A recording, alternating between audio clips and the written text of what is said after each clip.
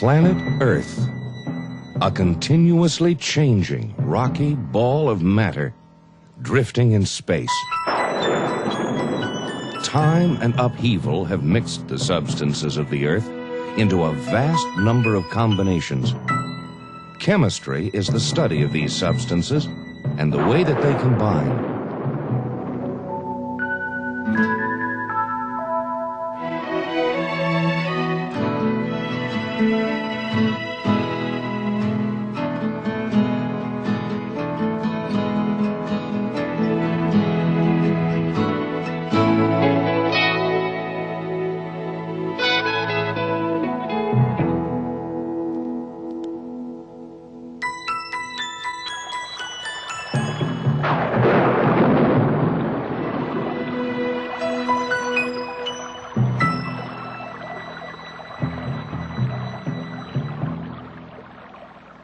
A drop of rainwater is more than just water.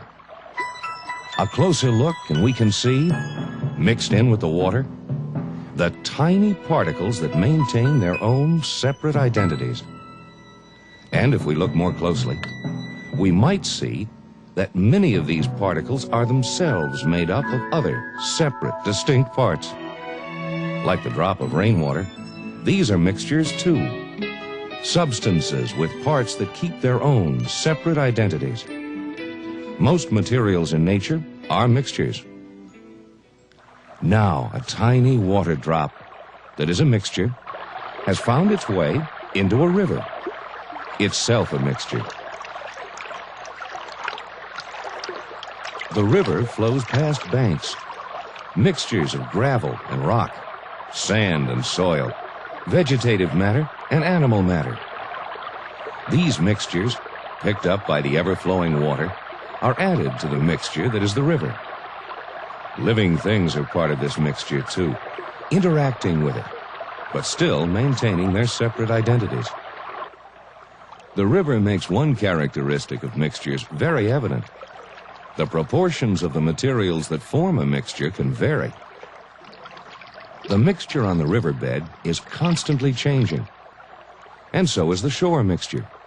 The shore mixture washes into the river mixture, and both mixtures shift and change. A solid rock can be a mixture too. Bound together in this granite rock are bits of quartz and mica and other substances.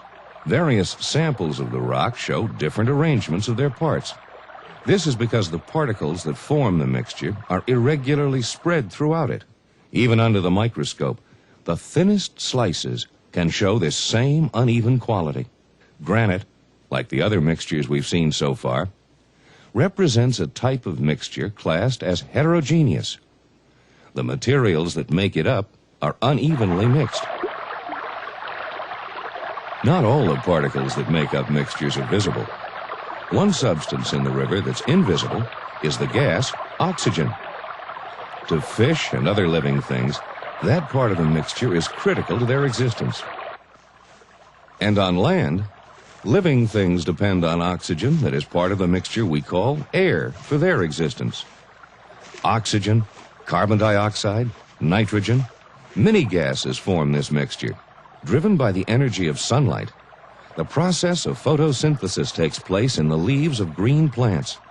Within the plant cells, chloroplasts use carbon dioxide to manufacture food. And living things, even the simplest, use oxygen to convert food to energy.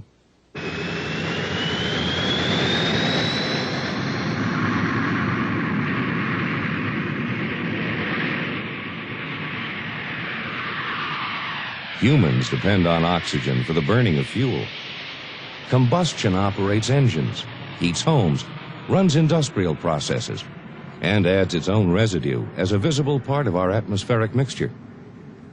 Water is also part of the atmospheric mixture, visible in the form of clouds or mists, rain or dew, or invisible as a gas, water vapor. The river mixture has some parts too tiny to see, parts washed out of the soil that floats with the river, and out of the rocks the river washes over. Eventually, The river pours its mixture of visible and invisible substances into the sea. The saltiness of the oceans is one result of particles in the mixture that are too small to see. If we take a tiny sample of the sea and let the water evaporate, then the invisible particles in the mixture cluster together and grow into salt crystals big enough to see. But when the crystals are mixed with water again, they dissolve. The water and the salt form a solution. A solution is a mixture, but it's different from the kind of mixture that granite is. Different samples of granite differ in composition. Granite is a heterogeneous mixture. But in a solution, the parts that make it up are evenly distributed. A solution is a homogeneous mixture. Every sample from a solution contains the same distribution and relative amount of materials. So from a drop of rain to the vast ocean, we've seen this so far about matter. Mixtures make up most of the matter of the earth. Some of them are heterogeneous, with unevenly distributed parts, and some are homogeneous, with evenly distributed parts. Because the parts of a mixture maintain their separate identities, their physical properties can be used to separate them. Blood, for example, is a mixture of cells, plasma, and many other substances. A hematologist might want to separate out just the red blood cells from this mixture. They happen to be more dense than other components of blood, so that physical property can be put to work to make the separation. A centrifuge does it. Centrifugal force pulls the denser red blood cells out of their nearly homogeneous distribution in the mixture and concentrates them at the ends of the tubes in the centrifuge. Another physical property that can be used to separate the parts of a mixture is boiling point. Distillation makes use of that property. When a mixture contains one part that is a liquid, like the water and seawater, then we can simply boil that part away, changing it into a vapor, and then recondensing it as salt-free water. While only one part of the seawater mixture is a liquid, some substances, like crude oil, are mixtures of several liquids. And the ability of petrochemists to separate that mixture into its commercially important parts is the foundation of the multi-billion-dollar petroleum industry.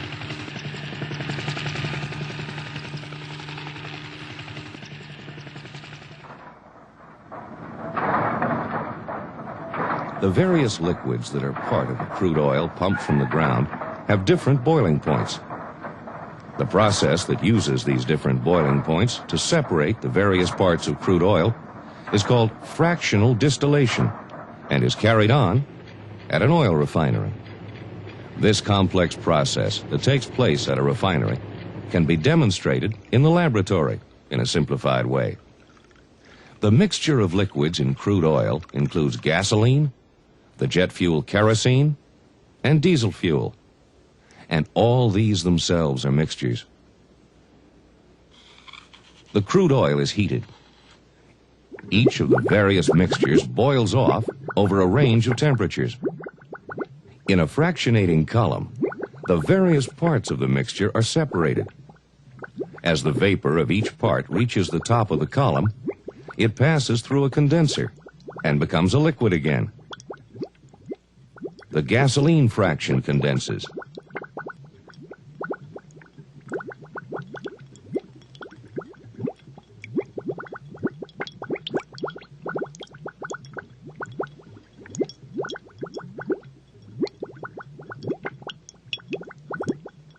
The kerosene fraction.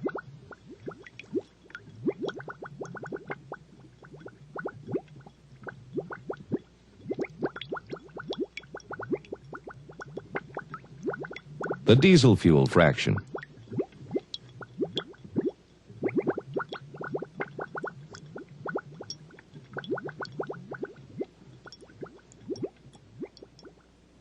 And so a mixture can be separated by taking advantage of differences in the physical properties of its various parts. In our demonstration, the parts we extracted from the crude oil mixture were mixtures themselves, which could be further separated. But if we repeatedly distilled tap water, we would obtain a single pure substance: water. And now, we can expand the little diagram we started building before. Matter is composed partly of mixtures and partly of pure substances. The physical properties of a pure substance cannot be used to separate it into different substances.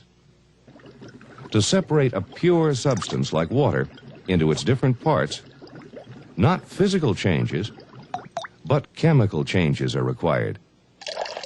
One way to produce a chemical change is with electricity. If we pour water into an apparatus like this, we can force an electric current to pass through the water between the electrodes.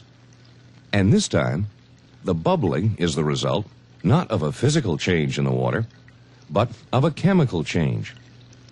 Gases are forming at each electrode.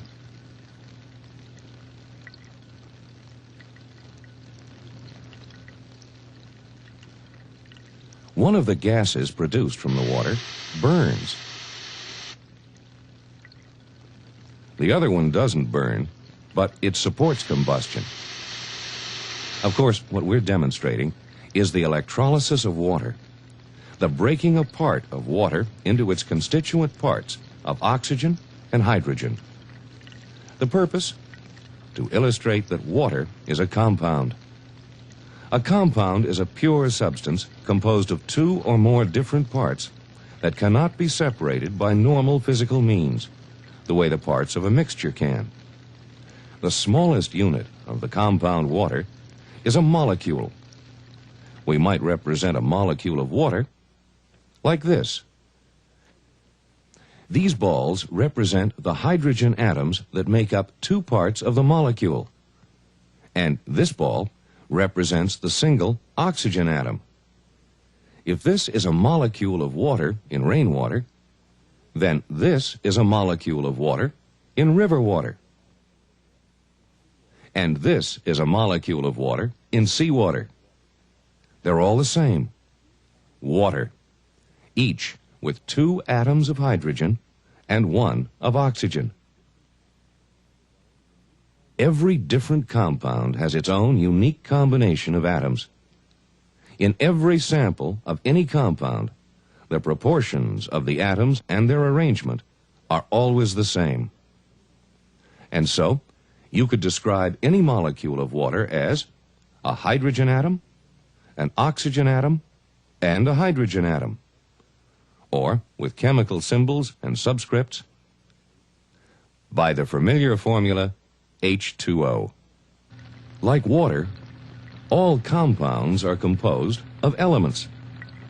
Hydrogen and oxygen are elements, basic units of pure matter that cannot be further broken down or changed into any other elements by chemical means. And now, our basic breakdown of matter can be completed. There are mixtures, either heterogeneous or homogeneous, and pure substances, which are of two types: compounds and elements. Elements are the basic building blocks of all matter.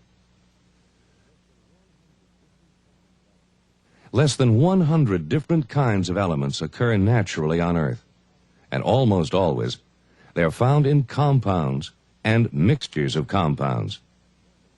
Extracting the pure element normally requires chemical changes.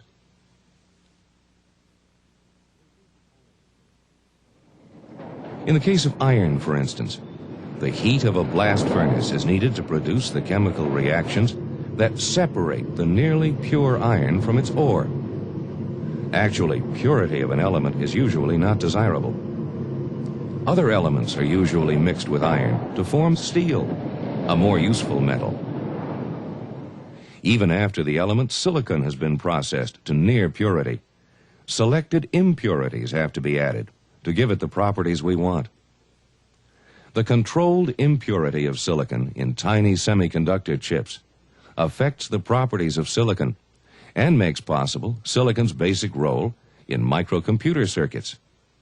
Silicon, like every other element, has its own distinct properties. The properties of an element can be used to identify it. For instance, we can determine if the pure element gold is in this rock or if the shiny flecks are something else. They look like gold, but looks aren't really enough. A geochemist might compare the properties of a tiny sample with the properties of other substances, including gold. For instance, at what temperature does it melt?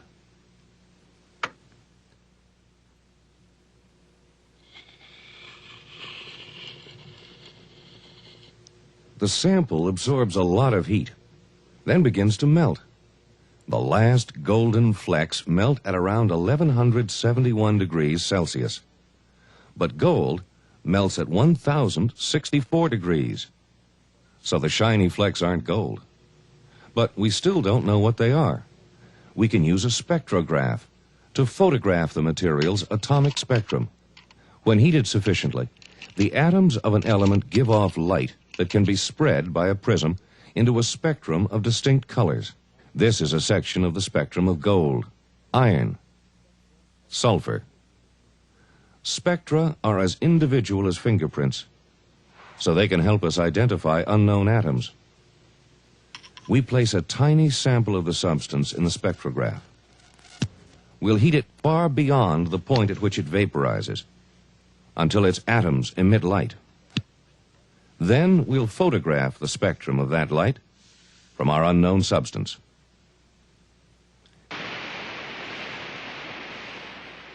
Here's a section of that picture.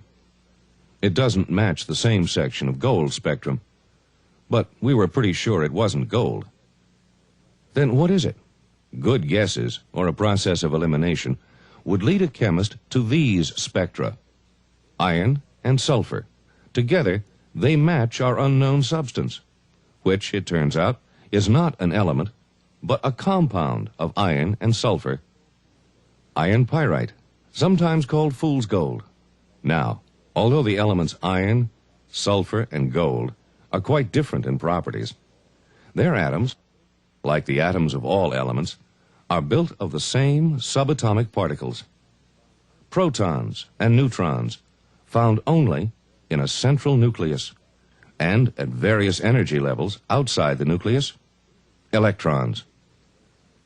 There's a unique composition of protons and electrons, plus a variable number of neutrons for each type of atom. Each atomic structure creates one particular element. The similarities in arrangements give certain groups of elements similar properties, and the differences give them different properties. For instance, copper, like most metals, has a luster or shine to it. So does the metal sodium. Copper and sodium share that property with most metals because of certain similarities in atomic structure. But sodium is much softer than copper because each element's unique atomic structure gives it distinctive properties. That's why the metal sodium reacts violently with water, while copper doesn't. Why copper is weather resistant, while iron rusts. And why many non-metals, like hydrogen and oxygen, are gases. And so, elements react chemically to form compounds like water. Compounds and elements, physically combined, form mixtures like seawater and rock. Elements, compounds, and mixtures form all the materials of our Earth, even the dynamic mixture that is life.